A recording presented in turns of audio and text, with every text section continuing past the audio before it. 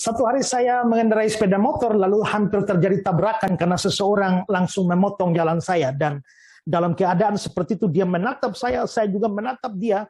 Dan tiba-tiba dia mendekati saya dan dia dia meludah dan sebongkah ludah menghantam muka saya. Langsung dia lari dengan motor. Saya pun mengejar dia dengan motor dan saya pikir kalau saya dapat, saya habisi dia. Tapi sementara saya kejar dia, saya ingat Tuhan Yesus. Lalu saya bilang, ya Tuhan, ampunilah dia karena dia tidak tahu apa yang dia perbuat. Wah, puji Tuhan, saya betul-betul sabar hari itu. Tapi beberapa saat kemudian saya mengendarai mobil dengan keluarga saya, lalu pas maghrib dan kendaraan-kendaraan mulai menyalakan lampu, lalu satu motor itu menyalakan lampu dan menyilaukan saya. Dan itu membuat saya marah. Sampai begitu sepeda motornya lewat, saya bentak dia, lampu. Nah, lalu sepeda motornya balik mengejar saya. Lalu dia bilang, kau bilang apa? Maka marah saya bilang, lampu, kenapa?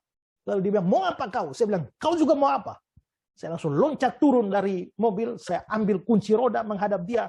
Mama saya masih bilang, kakak ingat, saya dipanggil kakak. Kakak ingat, kakak itu pendeta, apa peduli amat dengan pendeta? Mau apa kau? Ya, hampir terjadi perkelahian, tapi untung dilerai oleh orang. Hari itu saya pulang ke rumah dan saya heran, mengapa saya bisa seemosi itu? Mengapa saya bisa tidak sesabar itu? Padahal sebelumnya saya begitu sabar, bahkan berdoa untuk orang. Kenapa sekarang menjadi emosional seperti ini? Disitulah saya sadar bahwa ternyata perbuatan baik saya ini rapuh.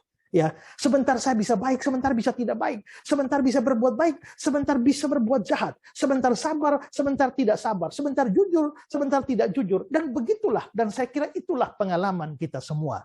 Nah, disinilah saya lantas berpikir bahwa seandainya keselamatan kita itu bergantung pada perbuatan baik kita, maka siapakah yang bisa memastikan bahwa dia akan selamat? Karena apa? Karena perbuatan baik kita ini bolak-balik berubah. Ya, dari baik menjadi tidak baik, jujur menjadi tidak jujur, setia menjadi tidak setia, rajin menjadi tidak rajin.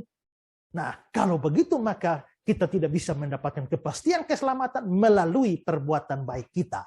Bersyukurnya adalah bahwa kekristenan mengajarkan selamat bukan tergantung pada perbuatan baik kita, tapi pada iman kepada Kristus yang tak berubah. Perbuatan Kristus, kesetiaan Kristus, dan kesucian Kristus ditambah dengan pengorbanannya di atas kayu salib. Itulah yang menjamin keselamatan kita. Makanya Paulus berkata, kita diselamatkan, itu bukan hasil usaha kita, itu bukan hasil pekerjaan kita, tetapi pemberian Allah. Karena itu, jangan gantungkan keselamatanmu pada perbuatan baikmu yang bisa berubah-ubah itu. Gantungkan keselamatanmu kepada Yesus Kristus yang tidak berubah. Bagaimana caranya? Dengan menerima Dia sebagai juru selamat dan Tuhan saudara. Puji Tuhan. Tuhan Yesus memberkati saudara.